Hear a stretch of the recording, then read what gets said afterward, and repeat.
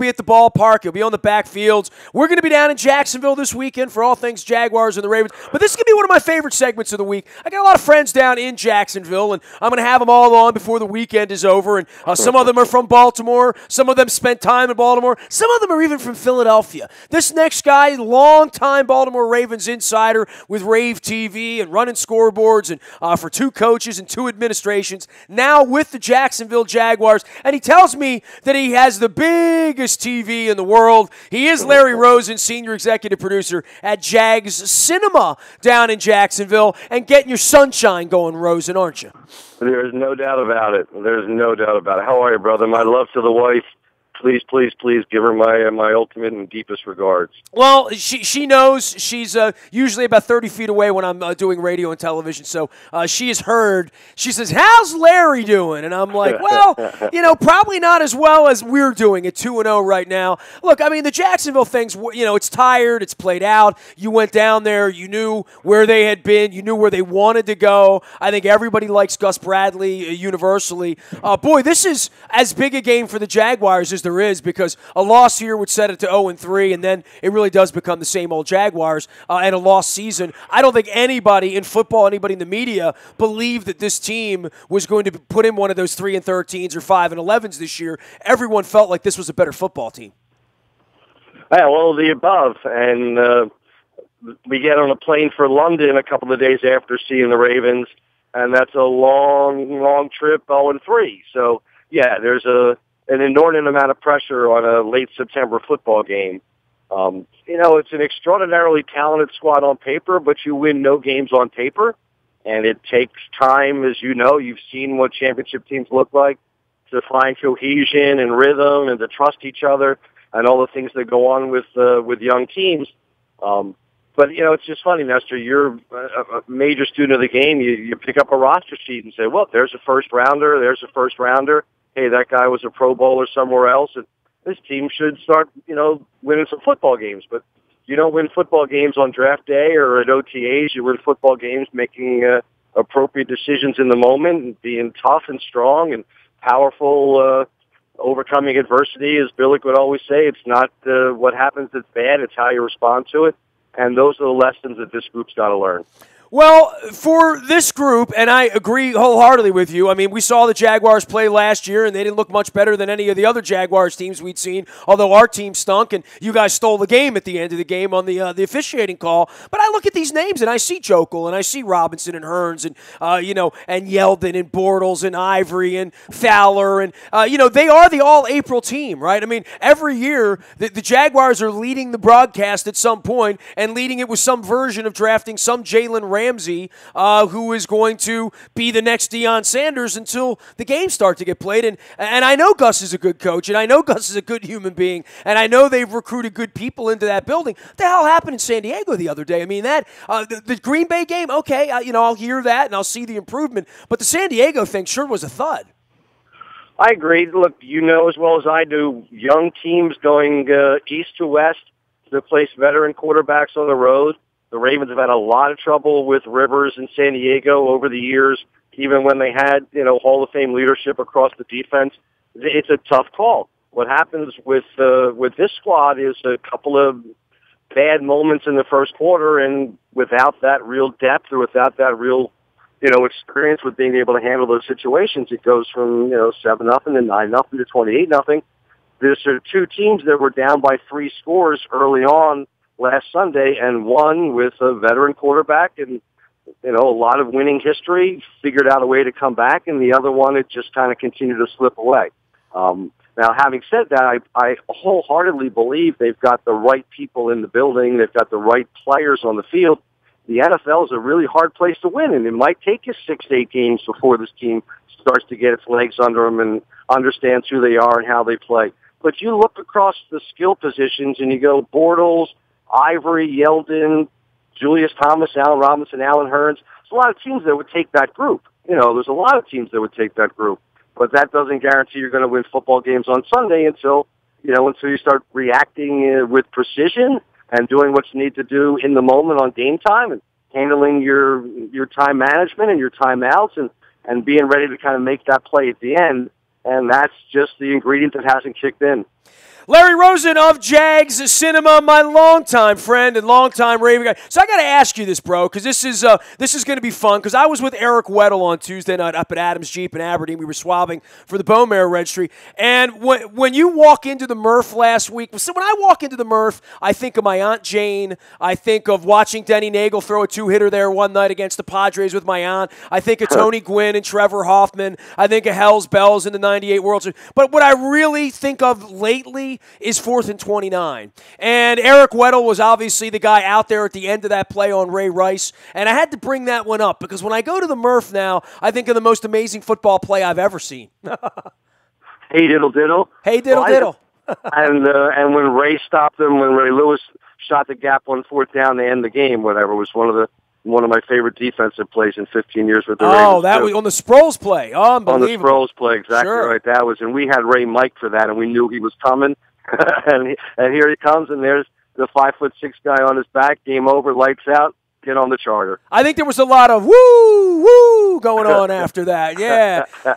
Yeah, the 4th and 29 thing, I still will never see. Weddle was like, he checked the ball down. Like, the game was over. Weddle said, I was 35 yards deep on that. So that's out in the Bayou Toyota Audio Vault if you want to hear that. So memories like the corners of my mind. So I have memories of Jacksonville and of Cam Cameron running Ray Rice 4 times the last time we were down there and a loss.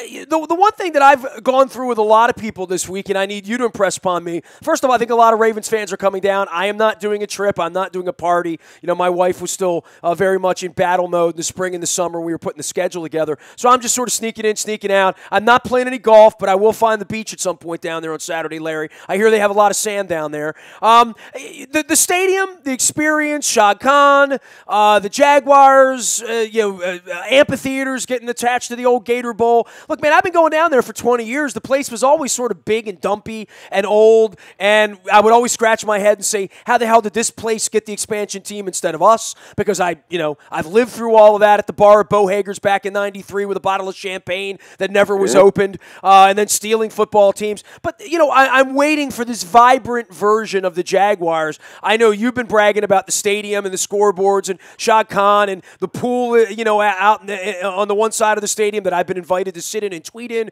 What am I going to find there on Sunday? Because I'm going to come to the ballpark early. I'm going to get over there 9:30. I want to see pretty girls. I want to see beer. I want to see tailgates. But I want to see something that's growing in Jacksonville. Am I going to see that?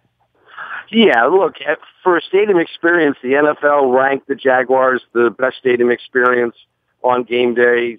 My 2 years here, the best show on the scoreboards with the world's largest scoreboards, et cetera, et cetera. There's an awful amount of love. A couple of elements that are really weird. We had 62,000 sold out for the Packers game, and I would say 20,000 were Green Bay fans. Right. Jacksonville's got even the fan base for the team, 55 to 60% of them grew up someplace else. So there's not that stone cold, hardcore, sense of, us, my team, live or die, there's still a different atmosphere until... And that's still reserved for Saturdays in that part of the world for the Seminoles or the Gators or the Canes or the Dogs, right? There's certainly a lot of that. And the Florida State-Florida rivalry, I'll produce Florida-Georgia in the building in 3 weeks, and we'll have Navy-Notre Dame in the building in a month. Navy's coming down to do a game here, which I get to produce, which is really, really cool. And the building is great. It's great atmosphere. It covers the noise very well. But the team, the Jaguars will have to win some football games before the folks stay for the fourth quarter and get turned back into what it's like to be part of a big-time NFL atmosphere. You can do so much with new club levels and new bars and, pools and decks and whatever. At the end of the day, you're going to have to show up on the field. All right, so showing up on the field, obviously the Kelvin Beachum situation over the weekend, not good. The concussion, never good to lose a left tackle. Some thoughts about what's going to make this Jaguar thing better, if not this week, but certainly by the end of the year, where there's a representative team on the field every week. So Joke will likely jump back out to left tackle. They'll bring in Reed to play guard. They have had some continuity issues along the line. To me, just watching them play, and we've seen it. We've seen what championship quality football teams look like. We've seen, Ravens went to the playoffs 9 or 10 times in my 15 years. So you always had a sense that this team's got a little bit of a special ingredient.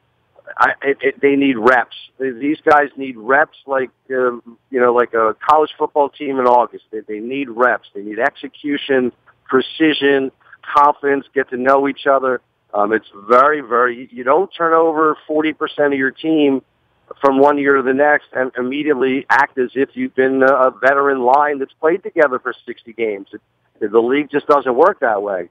So, the belief and confidence in the talent level and in the choices that were made to bring in the right players has not abated. Nothing has shown that they can't do that. But it's just, the execution has to come, and the execution will come with the reps. And you see a veteran team with a hardball coach team with Flacco behind center and, Elvis and Terrell and the guy, they know where they're supposed to be and do what they're supposed to do, and you've got to go beat them. This team still has the propensity to beat itself. For the offensive line there, for me, you can talk about Bortles all you want, and these kids that can go catch the ball down the field, that's great.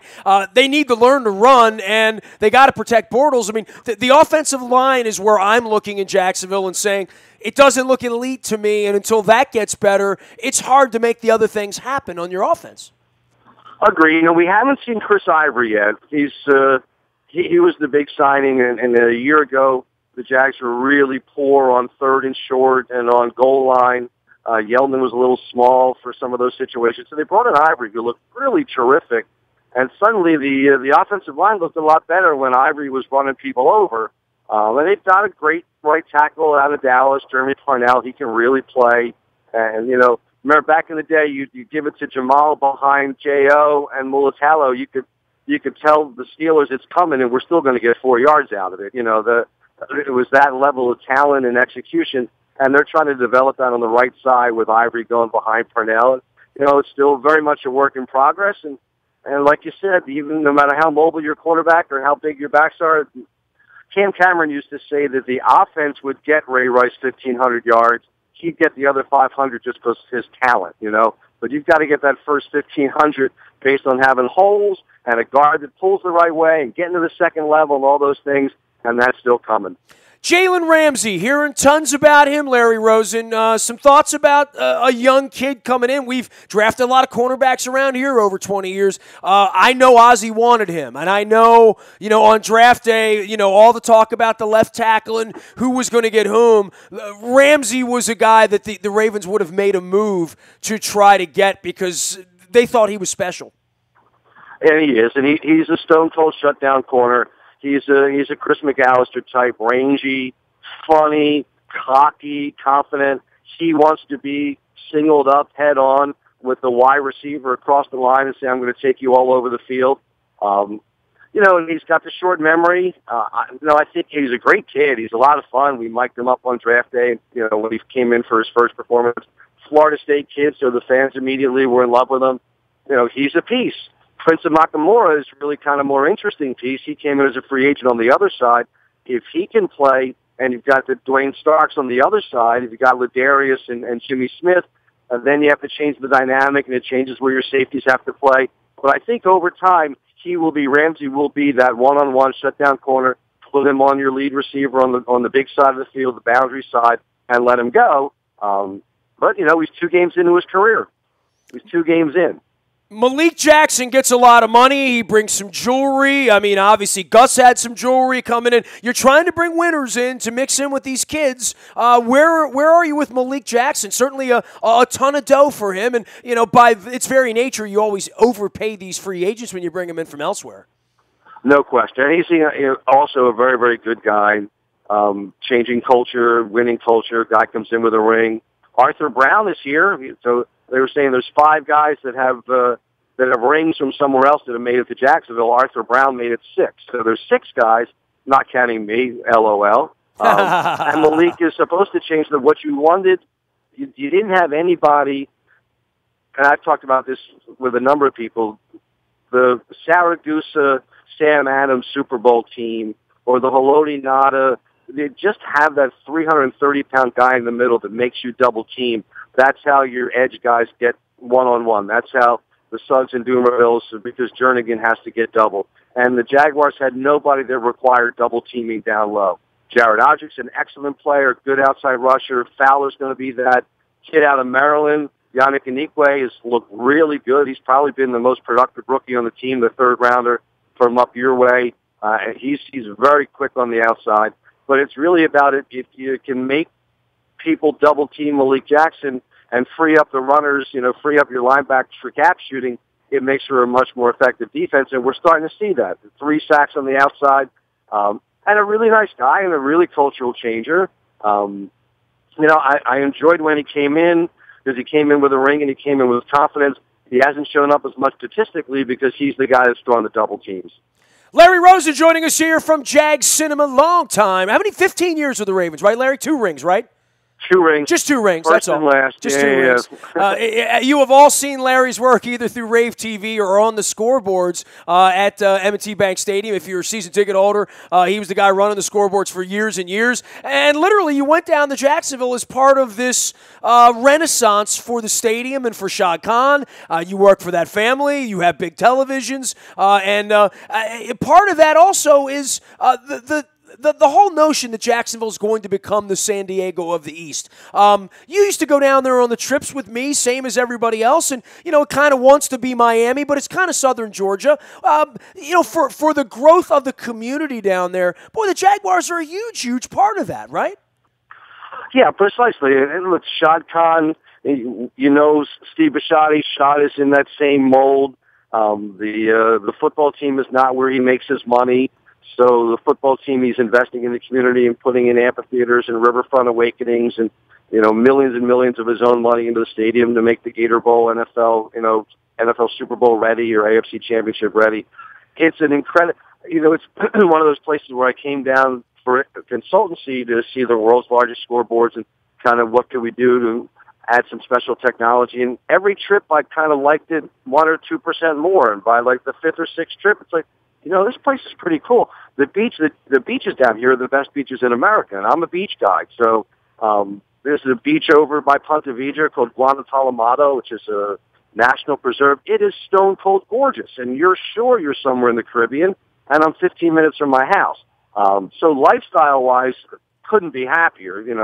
Couldn't be more into. I have never heard anybody move to Jacksonville, and I have friends who hate it. And you go down there, and it feels a little rednecky. It feels a little backwoodsy. It feels like they're trying to build a city, but the city's never going to come. It feels like Harrisburg, but prettier. And but everybody that ever moves there, Sam Kavaris, who I've had on this week, and lots of people from our part of the world go down there, and they just, my boy Baloo, who I work with out in Chicago, who's a New Yorker or a New Englander. They go down there and they're like, it's something to get off an airplane and hang out for 3 days. And you're like, all right, I'll go home now. It was a nice weekend. But when you live there, it's a pretty laid back, it's a good place to spend your life, from what I understand. One of the lines that I use is that if you bring your life with you, and I've got a beautiful family and beautiful wife and great job, and so I don't have to come here and kind of create a life out of nothing. I brought my life with me and dropped it into a incredibly cool setting, right? So, the beach is amazing. The restaurants are terrific. Well, listen, I'm free Saturday. You got to give me like the Anthony Bourdain 12-hour Rosen plan for a couple of joints where I'm going to come back on Monday and talk to you about a Raven victory. Hopefully, I know you're hoping for a Jaguar victory. But at least I'm talking about, hey, man, I really had a good time in Jacksonville. That was a cool place.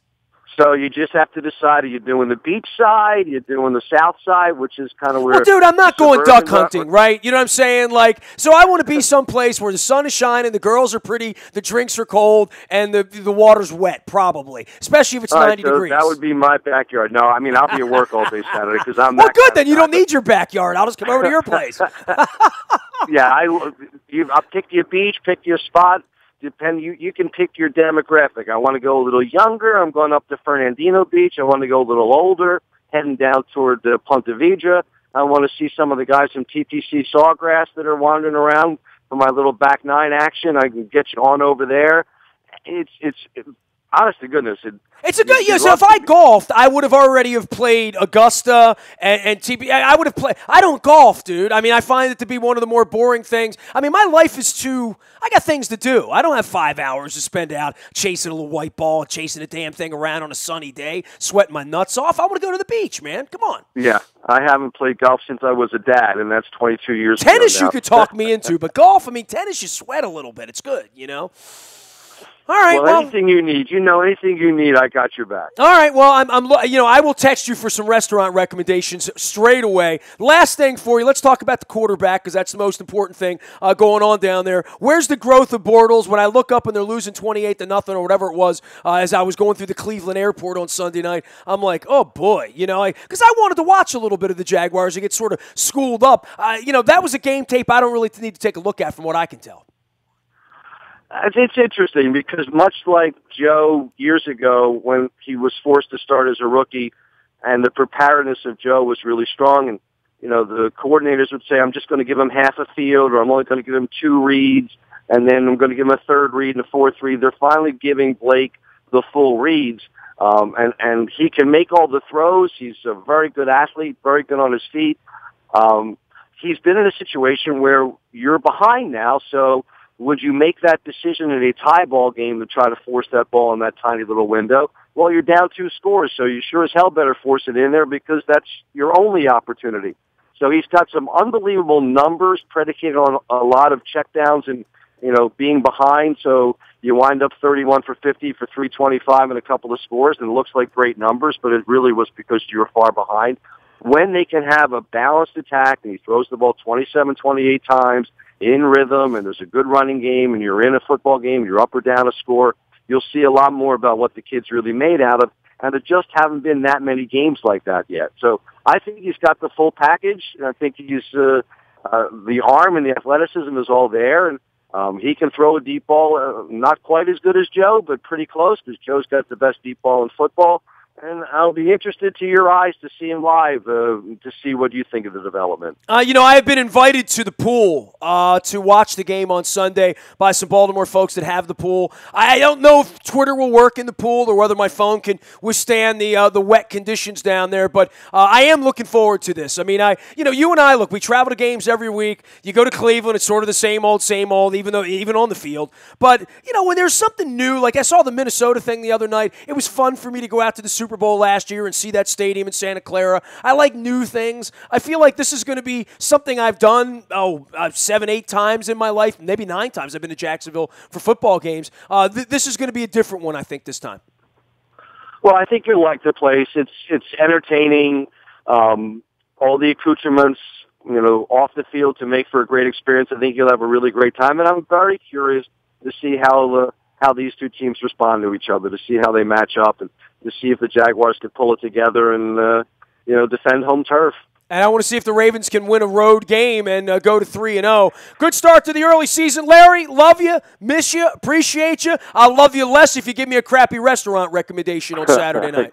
Can't wait to see you, brother. Let me know when you hit town. You got it, man. There he is, Larry Rosen, Jags Cinema, formerly of Rave TV, ran the scoreboards here in Baltimore for a long time, collected a couple of rings, and an incredible football resource, Larry Rosen. And blessed and honored to call him a friend and have him on the program here this week. It's always great to catch up with some old friends. When you've been doing this 25 years, as I have, you collect people, especially the good ones. So you keep the good ones, you get rid of the bad ones. So when you hear them on here, you know I like them, and chances are they at least tolerate me. Nasty at WNST.net finds me. Twitter, Facebook, LinkedIn, Snapchat, Instagram, streaming live on Facebook on our Facebook Live, as well as our YouTube WNSTV channel. And anything you miss here this week, you can find in the Buy a Toyota Audio Vault 24 hours a day from anywhere in the world. By downloading the TuneIn Radio app, we do come in crystal clear from anywhere in the world. Our morning newspaper at 7 a.m. It hits your email inbox. That's powered up by Planet Fitness and PlanetFitness.com. And breaking news, as it happens, when it happens first on the WNST Tech Service. That is brought to you by our friends at Coons Ford of Security Boulevard. Make sure you get onto that. Dennis will be here on Thursday driving you home. Next Wednesday, we're at Greenmount Station in Hampstead, Carroll County. Making our triumphant return, hopefully as a 3-0 football team, we're going to have Alex Lewis, a rookie left guard. He's starting this year. We're going to get to know him a little bit. I know he speaks German. That's all I know about him. We're also going to have Ryan Jensen join us out. So a couple big O linemen. We're going to eat some crab cakes, talk some football. The drinks will be wet and cold, and there'll be Oriole baseball on the television from Toronto as well. So Wednesday night, make the plans, Carroll County. I have a big Tuesday. You'll check it out on the internet. I got big doings in Freehold, New Jersey on Tuesday, so I'll be unavailable on the 27th, but I'll be in Carroll County on the 28th. I'm Nestor, nasty at WNST.net, anytime, anywhere around the world. We are WNST.net, AM 1570 and WNST Towson, Baltimore, and we never stop talking Baltimore sports.